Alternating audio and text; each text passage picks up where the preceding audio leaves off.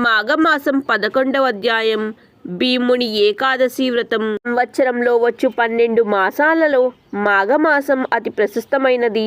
అటువంటి మాఘమాసంలో నదిలో కానీ, నది లేని చోట తటాకంలోనందు కానీ, తటాకం కూడా అందుబాటులోని ఎడల నూతియందు గాని స్నానం చేసినచో పాపములన్నీ హరించిపోతాయి.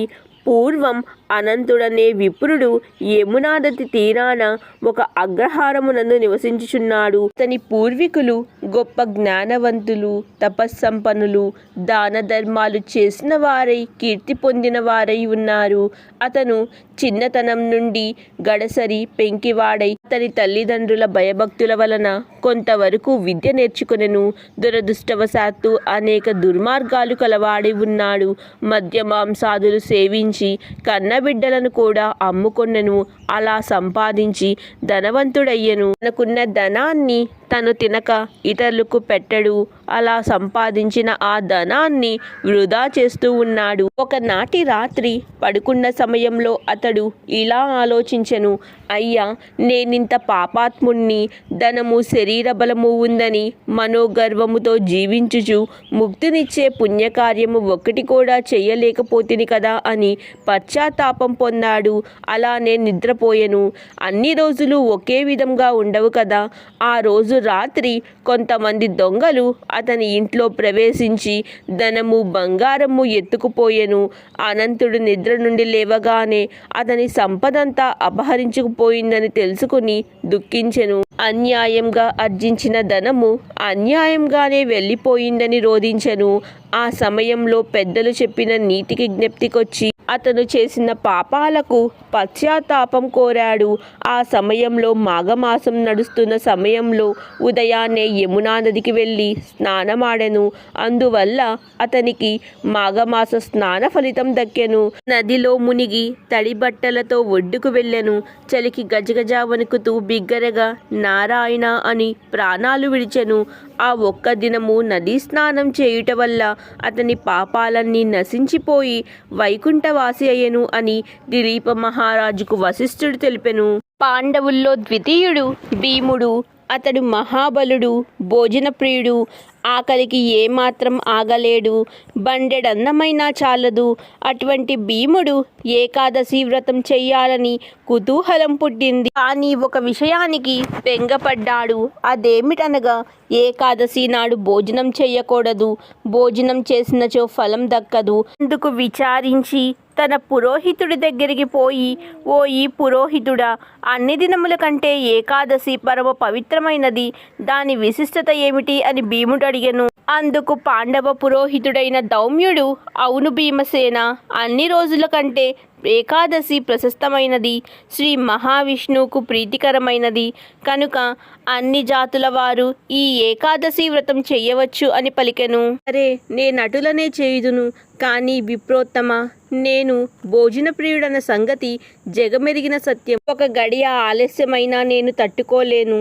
కనుక ఏకాదశి నాడు ఉపవాసం ఎలా చెయ్యాలని విచారిస్తున్నాను. ఉపవాసం ఉన్న దినమున ఆకలి ఎక్కువగా ఉండును. నాకు ఏకాదశి వ్రతఫలం దక్కాలనుకుంటున్నాను. నాకు సలహా ఇమ్ము అని భీముడు పలికెను.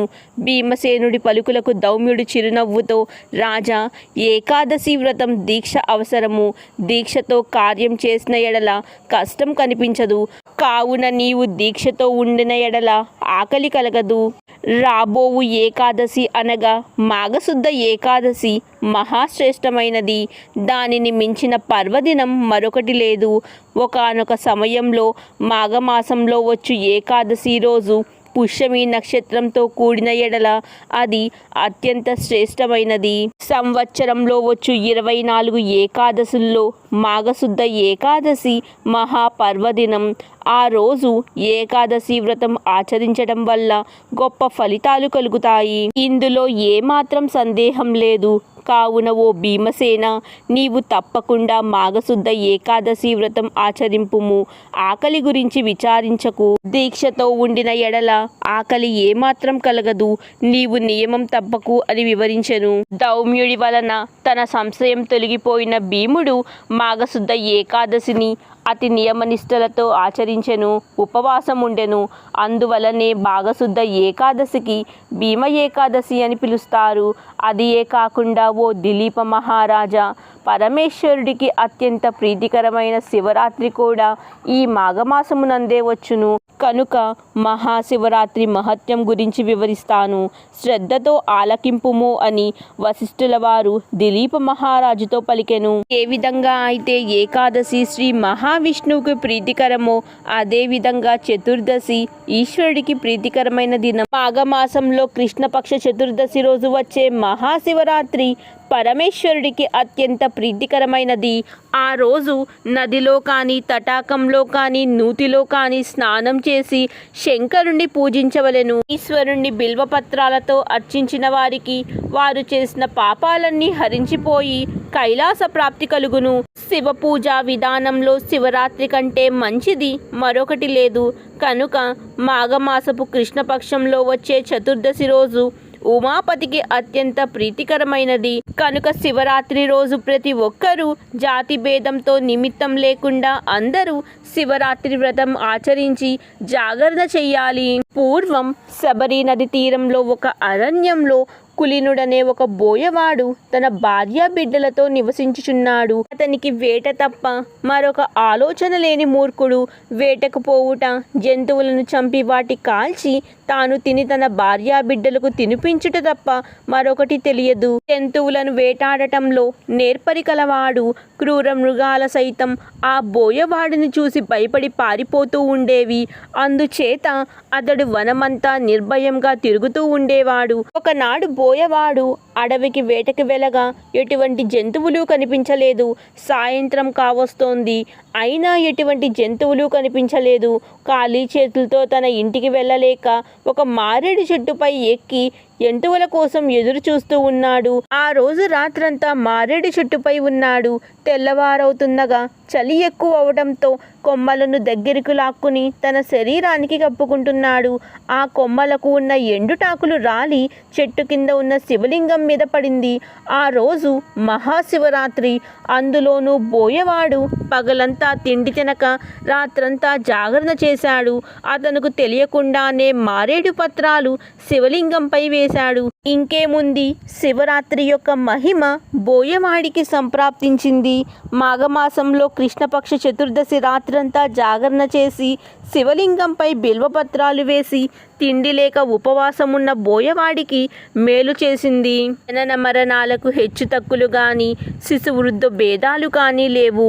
పూర్వజన్మలో చేసిన పాపపుణ్యాల బట్టి మనుజుడు తన జీవిత కాలాన్ని గడపవలసిందే.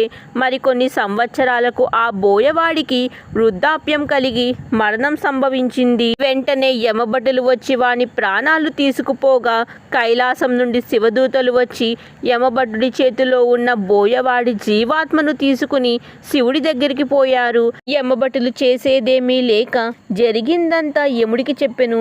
యముడు కొంతసేపు ఆలోచించి కైలాసానికి వెళ్ళిన యముడు ఈశ్వరుడికి నమస్కరించి జరిగిందంతా ఉమాపతికి చెప్పెను. మహేశ్వర, ఇంతకు ముందు మీ దూతలు తీసుకొచ్చిన బోయవాడు మహాపాపి, క్రూరుడు, దయాదాక్షిణ్యాలు లేక జీవహింస చేసి ఉన్నాడు. ఒకానొక మహాశివరాత్రి రోజు తను యాదృచ్ఛికంగా జంతువులను వధించలేదు.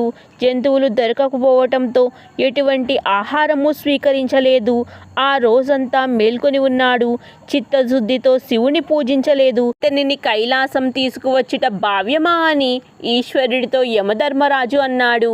అంతటా పరమేశ్వరుడు, యమధర్మరాజా, నాకు ప్రీతికరమైన మహాశివరాత్రి పర్వదినమున బిల్వపత్రాలు నాపై ఉంచి ఆనాటి రాత్రి తిండి లేక జాగరణ చేయటం వల్ల మహాశివరాత్రి యొక్క మహిమ చేత ఆ బోయవాడి పాపాలన్నీ విముక్తుడయ్యాయి అని పరమేశ్వరుడు యమధర్మరాజుతో చెప్పెను. మాఘమాసం 11వ అధ్యాయం సంపూర్ణం.